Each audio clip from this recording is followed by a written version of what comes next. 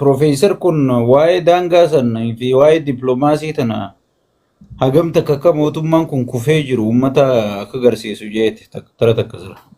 Rakkoon Itoophiyaa kan rakkoon siyaasa beettisanii wanni guddaan siyaasa. Siyaasni biyya sanii yoon qajeeloo kan yoon sirreefne taanaani dinagdeedhaanis waan barbaadu gootu biisuun booroon isiin oolu beekamaadha baasee. Wanni qabatamaan Itoophiyaa kan akka impaayera Itoophiyaatti olaallu biyya sun ijaaramsiisirra kaasee humnaan ijaaramte. Ummanni humnaan ijaaramee biyya taasifame sun rakkoo adda addaa keessaa bahe gaafii wanti xiqqoo irraa kaasee gaafii guddaa gaafataan ture afaan ofii dubbachuu afaan aadaa isaa guddifachuuf gaafii adda addaa gaafataatiin as ga'e jechuudha dhaloota darbaatini kubbaan harka keenya geettee sila kan bilisummaa fi kan walabummaa turte harka keenya geessee carraa sanitti fayyadamuu dhamuurraan kan ka'e ispeeshaalii abjuu nama tokkootiin hoogganamuu eeggalamte biyyi tokko kan hoogganamu siyaasaa fi tarsiimoo kan kaayyoo fedhii ummataatti ilaalameetiin hoogganama.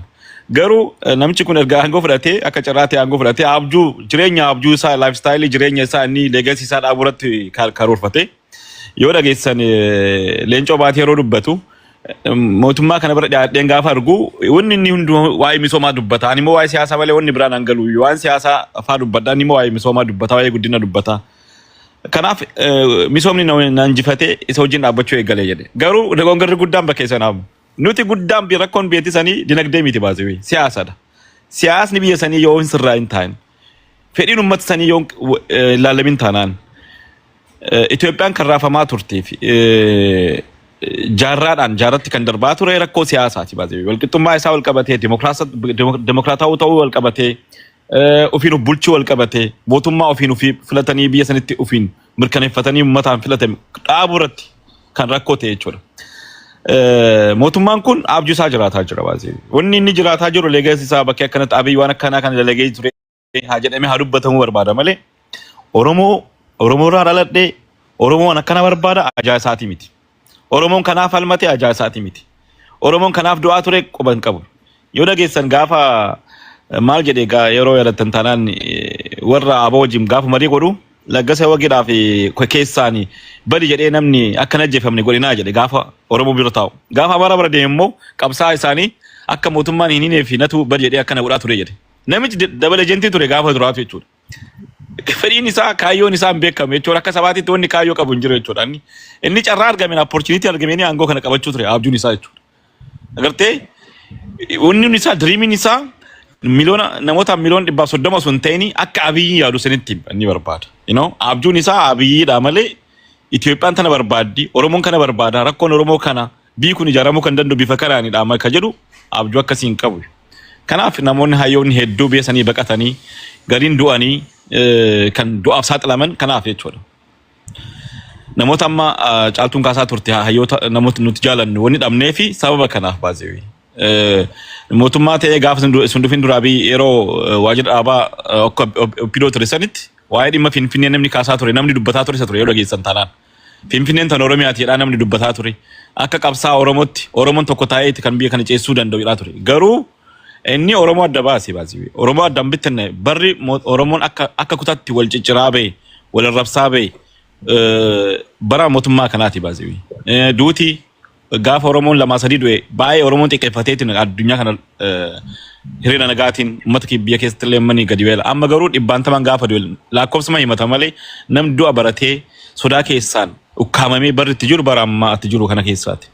Kanaaf inni guddaa wanni amma dubbatamaa jiru Oromoodhaaf sagalee yoo ta'uu hin dandeenye fakkaatee jiraachuu hin danda'a. Haga yoomii haguma mootummaan kun jiraachuu danda'u qofa. Achiin booda garuu biyya kuftee fi ummata raatee beekumsa hin qabaanne ummata kufee sodaataa ta'ee onnee hin qabnetu dhaloota itti aanuuf kenname jechuudha. Ummanni keenya bara onnee dhabee jira bara. Ummanni keenya barnootaan dubattaafee jira bara. Namni barate eessa gahaan jiru humna fudhate ta'ee kunoo amma fedhii isaatiin galmaan ga'uudhaaf namni osoo rakkoo biyya keessa qabu waa'ee ulaa galaanaan dubbatu baasee. Biyya keessatti eeboodhaan na waraantee osoo juusii naa kennitee maali faayidaan isaa asii waraannamee dhiigaa jira. Ani asuu dhiigaa jiru juusiidhaaf iddee osoo ulaa galaanaa waan waa goote waan hin fayyidu. Waan lubbuu keenya baruu hin dandeenye waan dhalootaan beekumsaan horuu hin dandeenye tokko biyya sanitti yoon goone ulaa fiddee maaliif fiddee wanni nu fayyadu hin jiru. Karaa dippiloomaasiin wanni dubbatamaa jiru waan nagaa jirtan akkuma isin jettanii mootummaan keenya ija dunuuffatee deemaa jira baasee. Asii liqiin akka addunyaatitti akka Afrikaatti tokkoffaarra jira baasee. Tiriliyoona 3 seenee jira. Yeroo jalqabaatiif Itoophiyaan maallaqa liqii akkasii fudhattee jechuudha. Namoonni kan leellisaa jiranii waan hojjetame jedhanii waan kiroodiriidhaan dalagame jedhamee dubbatan qofa dubbatan. Wanni akkasii baasee namoonni biyya nageenya hin qabne, biyya turistiin seenuu hin dandeenye, biyya dhalataa lammii biyyanitti sa'aatii barbaade socho'uu hin dandeenye, waa'ee misooma dubbatu, waa'ee turistii dubbatu faayidaa tokkos hin qabu. Kan dursuu danda'u nageenya, kan dursuu danda'u waa'ee waliigaltee biyyoolessaa biyya sanitti taasifamee akka Itoophiyaatti biyyi sun fufuu dandeetti yookaan akka self administration Oromoon barbaadu sanitti biyya tokkoof dandeetti Oromoon dandeetti wanni jedhamu sun laallamuu qaba jedhee amanaan. Kanaaf carraa argameen sagalee uummataa ta'uun baazewee wanni nu kafalchiisu hin jiru iyyuu uummata fi qabsaa'uun uummataaf dubbachuuni wanni nuti irraa xiqqaan hin jiru baazewee. Mootummaanuu gaafa kana dhagee yookaan sirreessuu yookaan bakkee kana akka kallakkisuu danda'u karaa kana akka carraan biraan jirre yookaan kaardiin isaa akka dhumatee jiru arguu danda'a. Kanaaf mootummaan kun already kaardii isaa fixatee amma karaa biyya ollaatti deebi'aa jira. Namni keenya immoo kana beekatee akka Oromootti akka sabaatitti uf ijaaruu keessattuu humna waraanaa godhachuu irratti uummataaf waraanni bilisummaa Oromoo keessattuu dhugaa dubbatan mootummaanuu kan ragaa ba'eef gaafa waltajjii gaggeeffamu san humna TPLF caalaa kan rakkisaa ture warra Wallaggaa keessa jiru dubbate. Kana jechuun humni waraana bilisummaa Oromoo hagam tokko akka jabaatee mootummaanuu ragaa ba'ee jira. Kanaaf humni kun deemee kutaalee Oromiyaa keessatti babal'achuu qaba. Humni asitti sooshaal miidiyaa irra jiru kuni kutaa isaatti akka waraanni bilisummaa jiraatu uumamu gochuu qaba jechuudha. Keessattuu naannoo Baalee kara Baalee kana bosonni hin jira. Waraanni bilisummaa Oromoo achirraa ka'ee humni qabsoo Oromoo achirraa ka'ee wanni Baalee faarsaa jiraniif maaliif akka ta'e ni gala.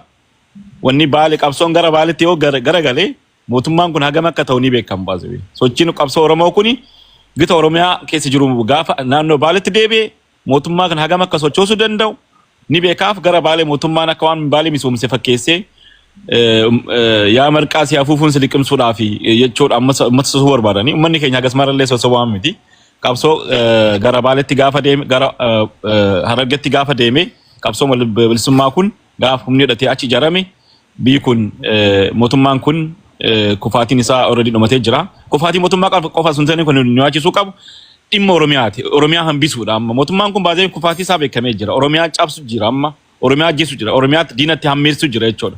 Kanaafuu akka Oromootti Oromoon daddafee uf ijaaree humna isaa daangaa isaa eeguurratti dalagachuu qaba. Fakkeenyawwan mootummaan kaasee bara laaluu qabna nuti. Fakkeenya nuti mul'isaa waa'ee dhimma Dirredawaa waan bar rakkoo Oromoo ta'ee miti bara yeroo ammaa kan rakka daangaa usuu qabnu kan Sumaalee fi kan Baalee fi Harargee usuu qabnu waa'ee dhimma Dirredawaa inni kaasee fi mootummaa ajandaa godhachuudhaaf osoo dhugumaan dhimma Oromoo yaachisa taanaanii dhimma Booranaa keessatti daangaadhaan wal qabatee lafti Sumaaleef kennamee jira. Dhimma gara Baaleetti hin jira kan uummanni hiriira nagee baaheetiin sagalee mootummaan dhaga'uu didee uummanni sooshaal miidiyaa dubbataa ture isin yaadattan taanaan. Kanaaf mootummaan kun wanni hojjetaa jiru geemiidha. Geemii taphataa jira. Carraan nuti Oromoo qabnu mootummaa kana osoo hin ta'in Oromiyaa hambisuudhaaf Oromoon akka Oromootti deebi'ee Oromoo hambifachuu qaba jedhee amanaan. Waa'ee dhimma dippiloomaasii wal qabatee gaafa laallu baay'ee humni mootummaan humna waraanaa qofaatti ilaalaa jira. Humna amma diroonii oomisha jedheetiin biyya keessatti ajandaa propagaandaa godhuutiin ilaalaa jira. Nuti dhugaa dubbachuudhaaf bar kaleessa humni waraana Tigraay hagam tokko akka mootummaa kana sochoosu argaa jira. Humni biraa dabalatamee osoo hin ta'in baay'ee Ijipti jechuun humna waraana Afrikaa tokkoffaadha. Dhugaa dubbachuudhaaf humna waraana jabaa qabdi. Kan lafarraa kan samiirraa humna jabaa qabdi. Akkasumas biyyoonni ollaa amma Eertiraa waliigaltee godhaa jirtu baay'ee tokko kufaatii guddaa biyya san keessa fiduu danda'a.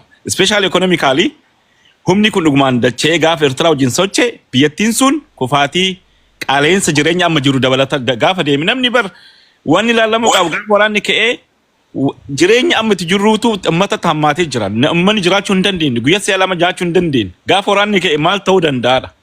Gariin waraanaa dhuma gariin beelaan dhumata biyya san keessa jechuudha. Biyyi uummanni dhumate akkamitti bulchuuf deemta? Biyyi uummanni maatiin kee jalaa dhumate beelaan dhumate akkamitti mootummaa kana gargaarta jechuudha. Bira dhaabbatta. Ulaan galaana nurraa hafuu wayyaa bar. Uummata nyaatee uf danda'ee dandamatee humna godhateetu bar biyya biraatu lola. Uummata nyaachuu hin dandeenye. Uummanni dinagdee raasamaa jiru. Uummanni waan nyaatu dhabee yeroo ammaa kan rakkataa jiru. Uummata mirga isaa falmachuu hin dandeenye keessatti waa dubbannaan hidhamu. Waa dubbannaan mataan keessa dhaamu. Waa'ee darbee waa'ee biyya akka biyyaalessaatti ulaa galaana gaafatu maal? Darbee immoo biyyoota ollaa wajjin mootummaan wadhabuuni kiraayisii inni qabu. Kiraayisii akka dippiloomaasiitti hamaadha baazeewi. Yoomillee taanaan gaafa humni Eertiraa nama lakkoofsa lallamaa jira malee humni Eertiraa haggam akka ta'e illee ni beekna baazeewi. Dhaloota baruma dheengaddumaa mootummaa Itoophiyaa wajjin gaafa mallas jiru dhukaas walitti bananii hagam tokko akka uummanni keenya dhumate hin beekne. Humni namni ka dubbatu baay'ina uummataa dubbata. Ummata beelee jiru irraaf ummata kutatee beetu garagara. Ummata jaalalaan qabsaa fi ummata osuma sodaatu qabsoo bee garagara. Ummanni Itoophiyaa bara akka Itoophiyaatti hin qabsaa'u. Akka maaliif sabboonummaan hin jiru ka? Maaliif bakka mirga kan keen kabajamne bakka rakkoon kan keen furmaatan argan asitti rakkoo dinagdee osoo jiru rakkoon nageenya hin jiru akkamitti gammaddee biyya kan keetiif jaallotta. Kanaaf walitti hin dhufnu baazee karaa hedduudhaan ummata kana wajjin gaafa onneen ummata kana kutatee muratee warra ka'e. Nuti immoo asiin nummaanu nagaa waliin qabnu akka sabaatitti akka Itoophiyaatu sabaaf sablamii Itoophiyaa maal keessa jira humna dhatee bosona keessa jiru akka maal jira wanni jedhu waa hedduu jira baazee. Kanaaf deemee irra guddaan balaan guddaan uummatuma kanarra dhufa. Uummanni Itoophiyaa caalee immoo kan dhufu akka sabaatitti dhufa jechuudha. Humni gara waraanatti deemullee ijoollee Oromooti. Ijoollee Oromoo kan Biraanuu Naggaan barumsaan kuufisee Biraanuu Juullaan immoo fudhatee humna waraanatti ergu ilmaan Oromoo dhumate jechuudha. Gariin akka sabaatitti qabsaa jira daangaa ofiirratti qabsaa jiranii waan argaa jiru. Ka Tigraay Semitikiin guutuun isaanii akka ofiitti qabsaa jiran akka sabaatitti qabsaa jiran. Nuti immoo akka Itoophiyaa akka Oromoo sun ta'een akka mootummaa qabsaa of deemne jechuudha. Kan amma kan jechaa jirru Oromiyaa hambisuu qabna bararuu qabna. Dhimma nama kanaaf dhimma nama dhuunfaa abjuu nama dhuunfaa tokko galmaan ga'u irraa akka sabaatti deeminee Oromiyaa gaafa jabeessinee diinni itti dhufu hin jiru iyyuu. Diina kan hambifachuu dandeenyuma jireenya Oromoo fi Oromiyaa murteessuu kan danda'u ilmaan Oromoo jechuumaa fi galatoma. Danke, Professor.